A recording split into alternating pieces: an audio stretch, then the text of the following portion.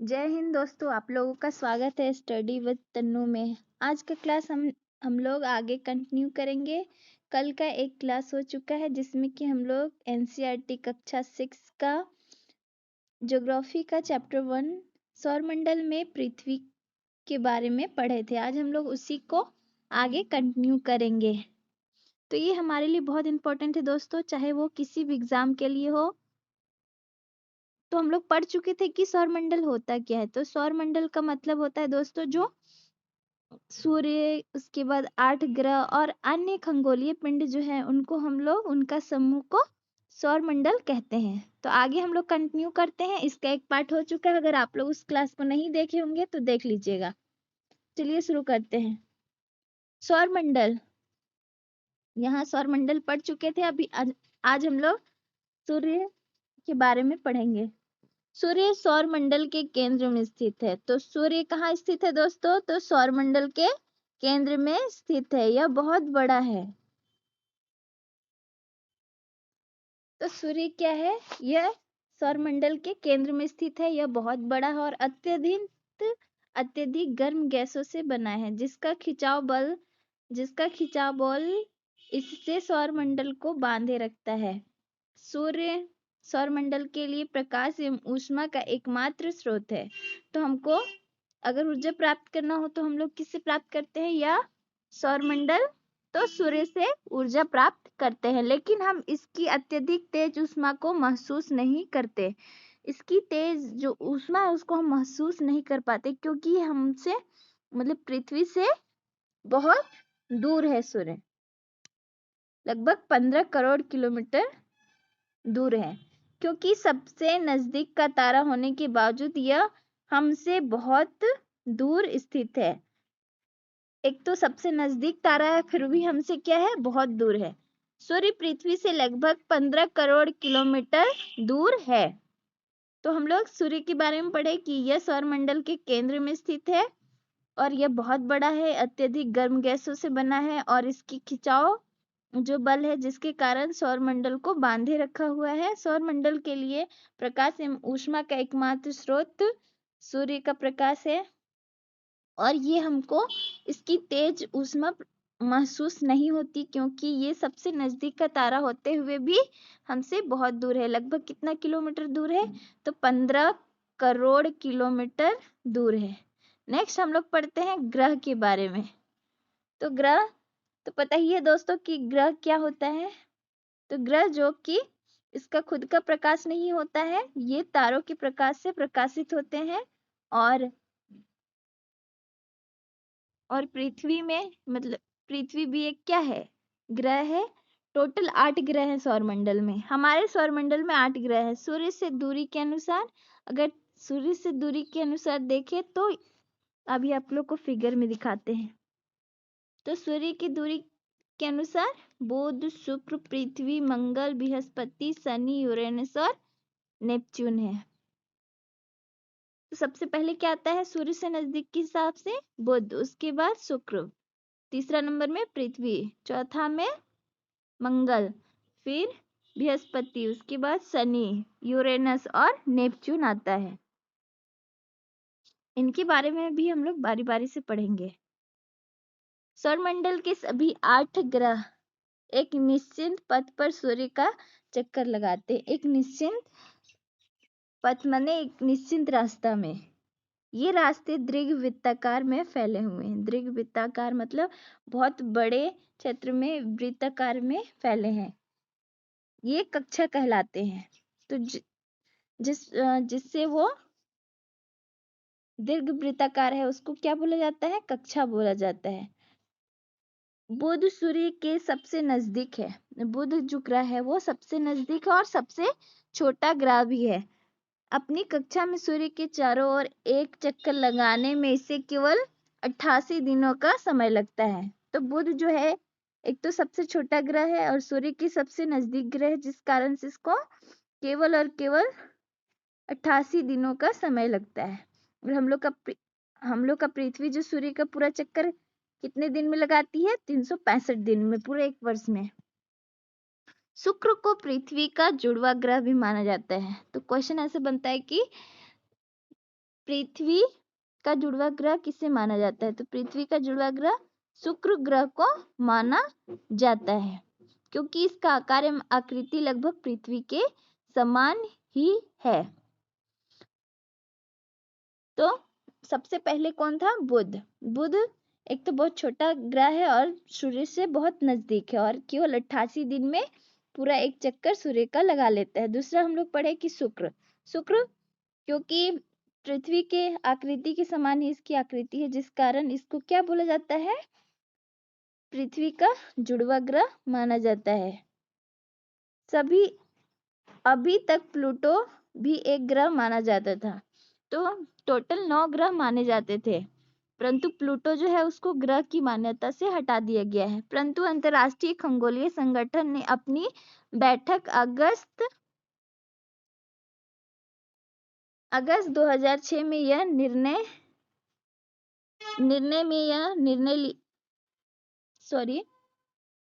परंतु अंतरराष्ट्रीय खगोलीय संगठन में अपनी बैठक अगस्त 2006 में यह निर्णय लिया कि कुछ समय पहले खोजे गए अन्य खगोलीय पिंड 2003 यूबी 313 सीरस तथा प्लूटो बौने ग्रह कहे जाने लगे। तो प्लूटो को बौना ग्रह माना गया। अभी हम लोग पृथ्वी के बारे में पढ़ते हैं।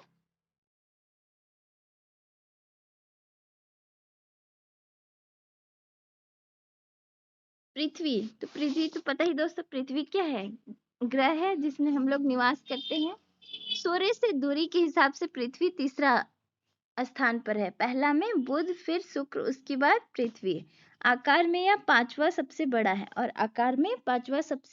बड़ा है यह ध्रुवों के पास थोड़ी चपटी है। यही कारण है कि इसके आकार को भू-आब कहा जाता है। तो पृथ्वी की आकार जो है उसको क्या बोलते हैं? भू-आब कहा जाता है। भू-आब का अर्थ होता है पृथ्वी के समान आकार। जीवन के लिए अनुकूल परिस्थिति संभवतः केवल पृथ्वी पर ही पाई जाती है। पृथ्वी ना तो अधिक गर्म है और ना ही अधिक ठंडी। यहाँ पानी एवं वायु उपस्थित है, जो हमारे जीवन के लिए अत्यंत आवश्यक है। तो पृथ्वी जो है उसको जीवन के लिए अनुकूल माना जाता है। तो केवल पृथ्वी ही ऐसा है जिसमें कि जीवन संभव है। पृथ्वी ना तो अधिक गर्म है और ना ही अधिक ठंडी है। यहाँ पानी तथा वायु भी उपस्थित है, जो हमारे जीवन के लिए आवश्यक है। वायु में जीवन के लिए आवश्यक गैस जैसे ऑक्सीजन मौजूद है। तो ऑक्सीजन जो कि हम लोग अपना श्वसन क्रिया में प्रयोग करते हैं। इन्हीं कारणों से पृथ्वी सौरमंडल का अद्भुत ग्रह माना जाता है। तो पृथ्वी को अद्भुत ग्रह क्यों माना जाता है? क्योंकि यहाँ जीवन जीने अनुकूल सभी परिस्थितियां हैं। अंतरिक्ष से देखने पर पृथ्वी नीले रंग की दिखाई देती है। अगर अंतरिक्ष से पृथ्वी को देखा जाए तो किस प्रकार दिखती है? तो नीला, क्योंकि इसकी 2/3 सतह पानी से ढका हुआ है। कितनी तिहाई दोस्तों? तो 2/3 भाग मतलब 71% भाग पर जल स्थित है।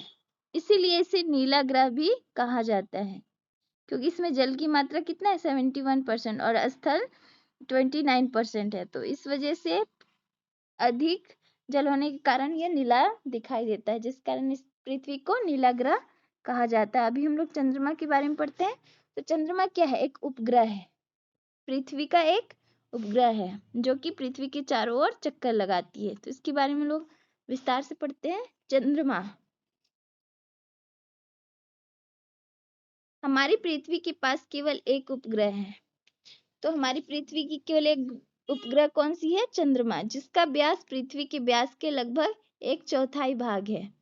यह इतना बड़ा इसलिए प्रतीत होता है क्योंकि यह हमारे ग्रह से अन्य खगोलीय पिंडों की अपेक्षा नजदीक में है। तो ये इसलिए हमको बड़ा दिखाई देता है क्योंकि ये हमसे काफी नजदीक है। इसका मतलब पृथ्वी से इसकी लंबाई लगभग कितना है? 3,84,400 किलोमीटर दूर स्थित है। तो चंद्रमा की पृथ्वी से दूरी कितनी है? 3,84,400 किलोमीटर। अब आप पृथ्वी से सूर्य एवं चंद्रमा की दूरी की तुलना कर सकते हैं। तो हम लोग देखे थे कि जो सूर्य है वो पृथ्वी से 15 करोड़ किलोमीटर दूर है, और वहीं जो चंद्रमा है वो 3,84,400 किलोमीटर है। आगे हम लोग बढ़ते हैं। चंद्रमा पृथ्वी का एक चक्कर लगभग 27 दिन में पूरा करता है। चंद्रमा जो है पृथ्वी का एक चक्कर कितने दिन में पूरा करता है? तो 27 दिन में। वही हम लोग देखे थे कि सूर्य का एक चक्कर पृथ्वी 365 दिन में पूरा करती है। लगभग इतने ही समय में यह अपने कक्ष में एक चक्कर भी पूरा करता है और अपने कक्ष पर भी 27 दिन में ही पूरा करता है। और पृथ्वी एक दिन में अपना अक्ष पर घूम लेती है, और चंद्रमा है 27 दिन में ही अपने अक्ष में भी घूमता है और पृथ्वी के चारों ओर भी घूमता है, जिसके परिणाम स्वरूप पृथ्वी से हमें चंद्रमा का केवल एक ही भाग दिखाई पड़ता है।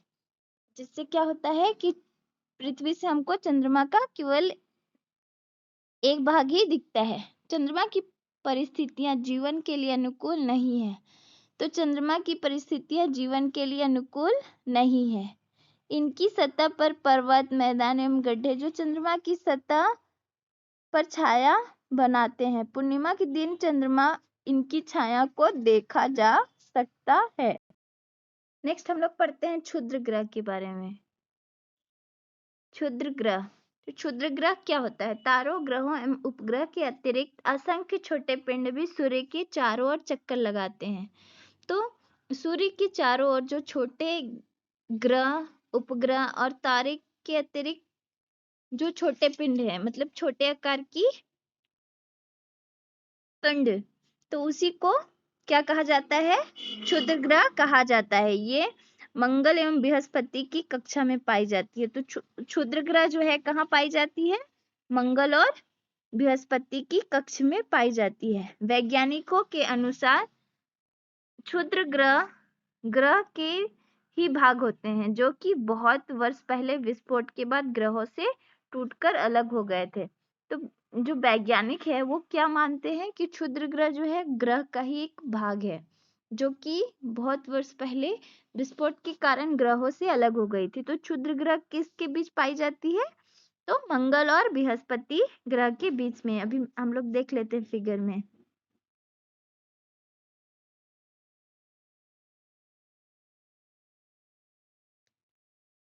तो यहाँ पृथ्वी, मंगल और बृहस्पति के बीच में देखिए क्षुद्र ग्रह पाया जाता है। इसकी एक पूरी पट्टी पाई जाती है। तो आप लोगों को समझ में आ गया कि क्षुद्र ग्रह क्या होता है। आगे हम लोग बढ़ते हैं। आगे पढ़ते हैं उल्कापिंड। उल्कापिंड होता क्या है? तो सूर्य के चारों ओर चक्कर लगाने वाले पत्थर के छोटे छोटे टुकड़े को उल्कापिंड कहते हैं। तो सूर्य के चारों ओर जो छोटे छोटे पत्थर चक्कर लगा रहे हैं उनका टुकड़ा, तो उसको हम क्या बोलते हैं? उल्कापिंड बोलते हैं। कभी कभी उल्कापिंड पृथ्वी के नजदीक आ जाते हैं। कभी कभी क्या होता है? उल्कापिंड पृथ्वी के नजदीक आ जाते हैं कि इनकी प्रवृत्ति पृथ्वी पर गिरने की होती है। इस प्रक्रिया के दौरान वायु के साथ घर्षण होने के कारण गर्म होकर जल जाते हैं। फलस्वरूप चमकदार प्रकाश उत्पन्न होती है। कभी कभी कोई उल्का पूरी तरह जले बिना पृथ्वी पर गिरती है, जिससे धरातल पर गड्ढे बन जाते हैं। क्या अपने तारों वाले खुले आकाश में एक ओर से दूसरी ओर तक फैली सफेद पट्टी की तरह एक चमकदार रास्ते को देखा है? यह लाखों तारों का समूह है। यही पट्टी आकाशगंगा, मिल्की वे कहलाता है। तो आकाशगंगा किसको बोलते हैं? तो आकाशगंगा उससे बोला जाता है जो कि एक आसमान में सफेद चौड़ी पट्टी का तारों का समूह होता है, जिसको हम लोग आकाशगंगा या मिल्की वे कहते हैं। हमारा सौरमंडल इस आकाशगंगा का एक भाग है। तो हमारा सौरमंडल आकाशगंगा का ही एक पार्ट है। प्राचीन भारत में इसकी कल्पना आकाश में प्रकाश की एक बहती नदी से की जाती थी। तो प्राचीन काल में क्या बोला जाता था? कि प्रकाश की एक बहती नदी कहा जाता था। इस प्रकार इसका नाम आकाशगंगा पड़ा। इस प्रकार से हम लोग देखते हैं इसका क्या नाम पड़ा, आकाशगंगा पड़ा। आकाशगंगा करोड़ों तारों, बादलों तथा गैसों की एक प्रणाली है। और आकाशगंगा में क्या सम्मिलित है, तो करोड़ों तारों, उसके बाद बादल और गैसों की एक प्रणाली है। इस प्रकार की लाखों आकाशगंगाएं मिलकर ब्रह्मांड का निर्माण करती है। तो ब्रह्मांड का निर्माण कैसे होता है, बहुत सारी आकाशगंगा मिलकर ब्रह्मांड का निर्माण करते हैं। ब्रह्मांड की विशालता की कल्पना करना अत्यंत कठिन है। वैज्ञानिक अभी भी इसके बारे में अधिक से अधिक जानकारी एकत्र करने में जुटे हैं। इसके आकार के संबंध में हमें कोई जानकारी नहीं, लेकिन फिर भी हम जानते हैं कि हम सभी इसी ब्रह्मांड का हिस्सा हैं। तो नेक्स्ट डे दोस्तों हम लोग इसका जो क्वेश्चन है एमसीक्यू उसको हम लोग करेंगे। आज के लिए इतना ही। Thank you. अगर आप लोग को क्लास अच्छा लगा होगा तो लाइक शेयर और कमेंट कीजिएगा। जय हिंद दोस्तों।